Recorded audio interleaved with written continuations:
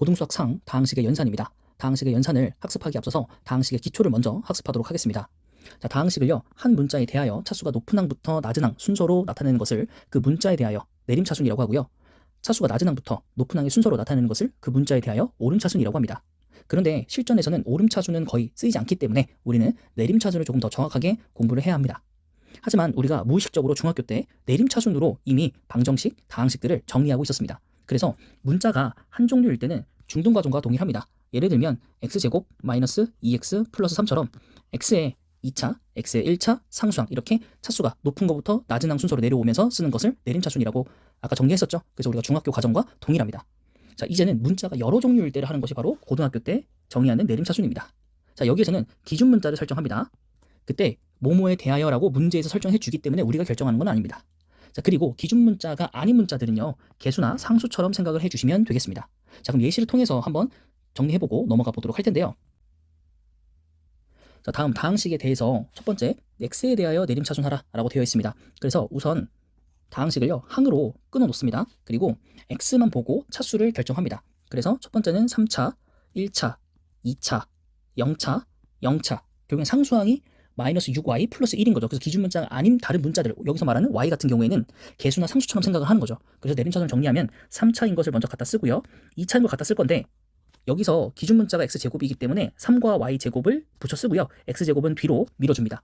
그리고 1차인 것도 마찬가지, x가 기준 문자이기 때문에 y를 개수 취급해주고요. x를 뒤에다 붙입니다. 그리고 마이너스 6y와 플러스 1은 상수 자리로 보내주면 이게 x에 대하여 내림차순 정리한 겁니다. 자, 그럼 이것을 똑같은 거를 y에 대하여 내림차순 정리하면요, 오히려 반대로 여긴 0차, 3차, 2차, 1차, 0차가 됩니다. 그래서 3차부터 2차, 그리고 1차, 그리고 2x의 세제곱 플러스 1 이렇게 적어주시면 y에 대하여 내림차순 정리하게 됩니다. 이해되셨죠? 자, 그러면 이 두 문제는 우리가 수업 시간에 체킹할 테니까 영상을 잠시 멈춘 다음에 내림차순 정해보시고 그 다음 플레이 버튼을 다시 눌러주시면 좋겠습니다. 자, 두 번째입니다. 다항식의 덧셈과 뺄셈. 이제 사칙 연산 한번 진행해 보겠습니다. 연산. 자, 우선 이 단원을 공부하려면 용어 정리가 필수입니다. 그 용어 정리는 바로 동류항입니다. 자, 우리가 중학교 1학년 때 이미 배웠었던 용어인데요. 문자와 차수가 같은 항을 동류항이라고 합니다. 문자의 개수는 상관이 없습니다. 자, 이 용어를 정리하는 이유는 다항식의 덧셈과 뺄셈에서는 동류항끼리만 더하거나 뺄 수가 있기 때문입니다. 자, 그리고 다항식의 덧셈에서 수의 덧셈에서와 같은 성질이 성립을 합니다. 이를 이용하면 편리하게 계산할 수 있습니다. 그 성질은 바로 교환법칙과 결합법칙입니다. 자, 그것을 이용하면 실질적으로 어떤 계산이 가능하냐? 다음 두 다항식 A, B가 있을 때 A 더하기 B를 할 텐데요. 동류항만 보고 더하기를 하는 거죠. 이렇게 동류항만 보고 더하는 거죠. 개수끼리. 마지막 동류항끼리 보고 더하기. 마찬가지로 A에서 B를 뺄 때는 순서를 지켜야 됩니다. 자, 앞에서 뒤에 걸 빼주면 X제곱, 앞에서 뒤에 걸 빼주면 플러스 4XY, 앞에서 뒤에 걸 빼주면 마이너스 3Y제곱 이렇게 되겠죠. 이해되셨죠? 네. 그럼 이것도 마찬가지로 간단하니까 여러분들 영상을 잠깐 멈추고 계산을 깔끔하게 웬만하면 동류항끼리 해보시기 바라겠습니다. 그리고 수업 시간에 정답을 맞추도록 하겠습니다.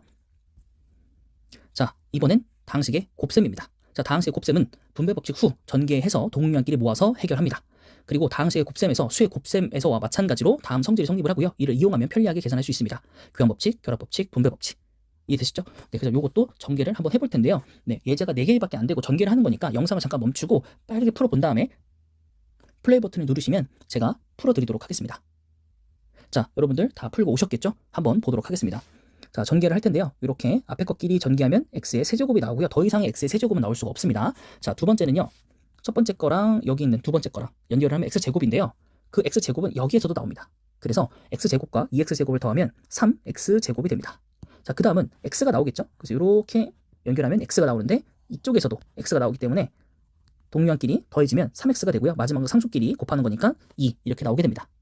자, 마찬가지로 첫 번째끼리 먼저 곱하면 2x의 세제곱, 더 이상 같은 건 나오지 않습니다. 그 다음은 첫 번째랑 마지막이랑 곱해주면 x제곱의 y인데 이게 두 번째랑 첫 번째랑 연결하면 또 x제곱의 y가 나옵니다. 더 이상은 나오지 않고요. 그래서 이것을 계산하면 마이너스 13 x제곱의 y가 나옵니다. 그리고 두 번째 거랑 하면 x, y의 제곱이 나오죠. 그래서 세 번째 거랑 첫 번째 거 연결해도 x, y의 제곱이 나오기 때문에 이것을 계산하면 19 x, y의 제곱이 나옵니다. 그리고 마지막 상수항끼리 계산하면 마이너스 20의 y 세제곱이 나오고요. 자, 그 다음 세 번째, 첫 번째 거랑 첫 번째 거 전개하면 x 4제곱이 나오고요. 첫 번째랑 두 번째랑 계산하면 3x의 제곱인데요. 그것은 두 번째랑 첫 번째 걸 연결해도 x 세제곱이 나오기 때문에 계산해주면 6x 세제곱이 나옵니다. 그 다음에 첫 번째 거랑 마지막 거랑 계산하면 x 제곱이 나오는데 그것은 두 번째끼리 곱해도, 그리고 세 번째랑 첫 번째끼리 곱해도 x 제곱은 나오기 때문에 동량끼리 모아서 계산하면 9x의 제곱이 됩니다. 그 다음에 이제 두 번째 거랑 세 번째 거랑 연결하면 3x가 나옵니다. 그래서 첫 번째 거랑 두 번째 거랑 연결해도 3x가 나오기 때문에 이것은 사라집니다. 그리고 마지막으로 첫 번째 상수끼리 마지막 곱하게 되면 마이너스 x 이렇게 나옵니다. 자, 그래서 순서대로 정리를 하다 보면 동량이 바로바로 같이 나오니까요. 네, 쭉 전개하는 거 말고 전개를 하면서 동량끼리 보면서 정리를 하시는 그런 능력이 필요합니다. 자, 마지막 4번. 첫 번째끼리 계산하면 x제곱, 그 다음에 첫 번째랑 두 번째, 그리고 두 번째랑 첫 번째를 하면 xy가 동량이 나오기 때문에 4xy가 나오고 x는 하나밖에 없습니다. 그리고 나서는 다 동량이 없기 때문에 3y의 제곱 플러스 y 이렇게 써주면 금방 정리가 됩니다. 이해되셨죠? 자, 이제는 다항식의 나눗셈에 대해서 학습을 하도록 하겠습니다. 다항식의 나눗셈은 각 다항식을 내림차순으로 정리를 한 다음 자연수의 나눗셈과 같은 방법으로 계산합니다. 차이점은 나머지가 음수가 나올 수도 있다는 점입니다. 다항식의 나눗셈에서도 수의 나눗셈과 유사하지만 차이점은 차수를 잘 맞추어 적어야 됩니다. 나누어지는 첫째 항의 차수와 개수를 잘 맞추면 나머지 항은 분배되면서 자동으로 계산되고요. 예를 들어서 밑에 써 있는 것처럼 6x제곱 플러스 8x 플러스 5를요 x 플러스 1로 나눠주게 되면 첫 번째 식을 보고 맞춰줘야 됩니다. 그래서 6x를 갖다 써주면 전개가 되면서 6x제곱이 나오고 그다음에 이렇게 전개되면 6x가 나오겠죠. 그래서 위에서 아래를 빼줍니다. 자연수의 나눗셈과 동일하기 때문에. 그래서 여기를 0으로 만들어줍니다. 그 다음은 이게 계산됐을 때 2x가 나왔기 때문에 첫 번째 x랑 곱했을 때 2x를 없애줘야 되기 때문에 플러스 2를 갖다 적어주는 거죠. 그래서 2x 써주고 나머지는 자동 전개가 되면서 위에서 아래를 빼주면 3이 남겠죠. 네, 그래서 요게 나머지가 되고 요 위에 써진 건 몫이 되는 거죠. 우리가 자연수 때 나눗셈 했던 것과 동일합니다. 자, 근데 여기서 차수를 잘 맞춰야 된다는 건 뭐냐면 가끔 이렇게 x가 비어 있을 수도 있어요. 그러면 공란으로 내부셔야 됩니다. 만약에 이게 없었다라고 한다면 어떻게 써지는 거냐면 여기도 이렇게 비우고요. 여기 뺐을 때 마이너스 6x가 될 거고요. 그럼 내가 여기다가 마이너스 6을 써주는 겁니다. 그럼 마이너스 6x에 마이너스 6 이렇게 돼서 나머지는 플러스 11 이런 식으로 바뀌는 겁니다. 그래서 비게 되면 비워주셔야 합니다. 이해되셨죠? 차수가 없다고 해서 땡겨서 쓰시면 안 됩니다. 네. 자, 그러면 예시를 제가 하나 풀어드릴 테니까 2번은 여러분들이 푸시고 나서 영상 플레이를 해주시면 좋겠습니다. 자, 첫 번째 거 보시죠. 여기에 3x제곱을 없애기 위해서 x에 뭘 곱해야 됩니까? 그렇죠. 3x를 곱해줘야 됩니다. 그래서 분배된 모습들이 전개가 돼서 나왔고요. 위에서 아래를 빼주면 마이너스 x가 됩니다. 그래서 이걸 없애주기 위해서 여기 보다시피 마이너스 1과 x를 곱해주면 마이너스 x가 나오고 마이너스 2가 분배돼서 위에서 아래를 빼주게 되면 마이너스 x는 사라지고 6에서 마이너스 2를 빼면 8이 됩니다. 그래서 몫은 3x 마이너스 1이 되고 나머지는 8이 됩니다. 자, 그럼 두 번째 여러분들이 작성해 보시고 다시 한번 플레이 버튼 눌러주시면 좋겠습니다. 자, 풀고 오셨죠? 자, 확인해 보도록 하겠습니다. 자, 첫 번째 3x 써줬기 때문에 자동으로 분배가 되면서 써줬고요. 위에서 아래를 빼주게 되면 마이너스 2x의 제곱 플러스 5x가 됩니다. 그리고 이제는 마이너스 2x 제곱을 없애주기 위해서 여기에 마이너스 2를 곱해주게 됩니다. 그래서 마이너스 2x의 제곱 마이너스 2x 플러스 2가 되고 위에서 아래를 빼주게 되면은 7x 마이너스 8이 되므로 몫은 3x 마이너스 2가 되고 나머지는 7x 마이너스 8이 되게 됩니다. 이해되셨죠? 자, 이제 마지막으로 이렇게만 끝나면 사실 고등부 개념 별거 아닌데? 라고 할 수 있는데요. 다항식의 나눗셈의 심화에 대해서 한번 알아보도록 하겠습니다. 자, 수의 나눗셈부터 확인해 보시면 258 나누기 15를 하면 17이 되고 나머지는 3이 나오게 됩니다.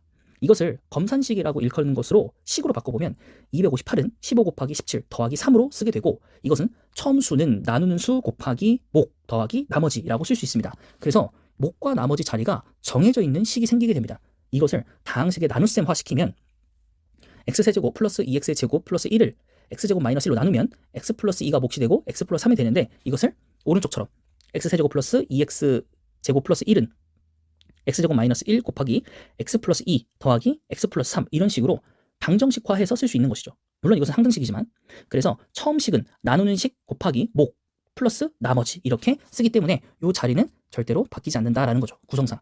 자, 그리고 이거를 식으로 다시 좀 바꿔서 풀면 나눗셈. 자, 그리고 이것을 다시 한번 식을 표현해 보자면 수의 나눗셈은 a는 bq 더하기 r 이렇게 적을 수 있겠고 나눗셈의 가장 큰 주의사항 나누는 수가 나머지보다 무조건 커야 됩니다. 그래서 b가 r보다 크다라고 써 있는 것이죠. 근데 이것을 다항식의 나눗셈으로 표현해 보자면 fx는 gx 곱하기 qx 플러스 rx인데요. 여기서는 나누는 식이 바로 gx고 나머지가 rx잖아요. 그래서 대소관계를 다항식끼리는 표기하는 게 없기 때문에 차수로 대체를 합니다. 그래서 gx의 차수가 rx의 차수보다 무조건 커야 됩니다. 자, 이것은 위에 예시를 봐도 충분히 알 수 있습니다. 우리가 방금 1차식으로 나눴죠? 그래서 나머지가 상수인 겁니다. 2번에서는 2차로 나눴죠. 그래서 나머지가 1차인 겁니다. 요거를 꼭 지켜주셔야만 나중에 심화 문제를 잘 풀 수 있습니다. 그래서 이게 별게 아닌 개념이 아니라 굉장히 중요한 개념으로 작용을 할 거고요. 나중에는 개념상의 옳은 문제, 옳지 않은 문제가 나올 텐데 그걸 논리적으로 해석할 때 굉장히 중요한 포인트가 될 개념입니다. 자, 그러면 이제는 검산 공식에 대해서 알아봤으니까 그거와 관련된 나눗셈의 문제를 한번 풀어보도록 하겠습니다. 자, 제가 1번을 풀어드릴 테니까 여러분들이 2번, 3번 한번 풀어보시면 될 것 같습니다. 1번, A는 BQ 플러스 R이 성립할 때 A를 2B로 나누면 못과 나머지는 이라고 물어봤습니다. 우선 A를 2B로 나누면 못과 나머지 자리가 있습니다. 근데 우리가 A를 나눈 거죠. 근데 A는 뭡니까? BQ 플러스 R입니다. 그래서 A는 BQ 플러스 R이고요. 우리가 중학교 개념에 의거해서 항등식이겠죠. 는이니까. 그래서 항을 끊습니다. 그러면 여기 끝에 있는 거는 R이죠. 그리고 여기 있는 것은 이쪽에 있는 것과 똑같이 생겨야 됩니다. 그럼 BQ가 되려면 2B 곱하기 뭘 해야 되겠습니까? 그렇죠. 2분의 1 Q를 해야겠죠. 그래서 여기에 대한 몫은 2분의 1 Q, 나머지는 R 이렇게 되는 겁니다. 2번은 유사한 방법이니까 한번 해보시고요. 3번은 약간의 활용이니까 조금 더 고민해서 풀어보셔야 될 것 같습니다. 자, 2번 다항식의 연산은 여기까지입니다.